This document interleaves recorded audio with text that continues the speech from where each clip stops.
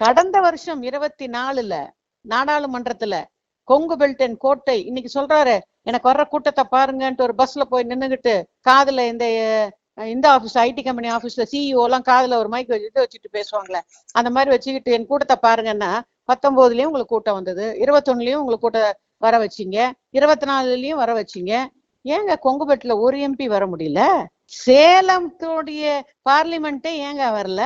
அவர் சொந்த ஊர்லயே உங்களுக்கு கூட்டம் வருது, அவ்வளவு ஆதரவு இருக்கு.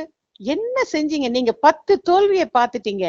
அதிமுகவை ரெட்டை இலை கோட்டையான ஆண்டிப்பட்டியில 2 ஓட்டு வாங்க வச்சுட்டீங்க. 2 ஓட்டுமா?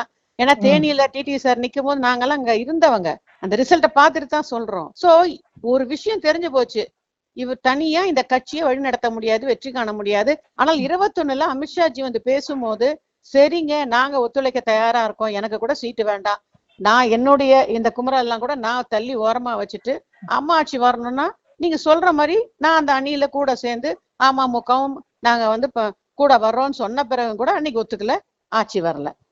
இப்பவும் வந்து எப்ப கேட்டாலுமே அமமுக இருக்கனா காலம் பதில் சொல்லும், அவரை பத்தி நான் ஏன் பேசணும், இவர் வேண்டாம், அவங்க வேண்டாம், இவங்க வேண்டாம். தனிமரம் தோப்பாகாதுமா, ஒரு கை தட்டினா ஓசை வராது. தெரிஞ்சு அவர் வரலாற நிரூபிச்சுட்டாரு, 10 தோல்வியை காமிச்சிட்டாரு. அதிமுக வரலாற வந்து முடிக்கிற நிலைமைக்கு போய்கிட்டு இருக்காரு. நாங்க குமரல்கள் தான் இன்னைக்கு செங்கோட்டையன் வெளியிட்டு இருக்கிறது.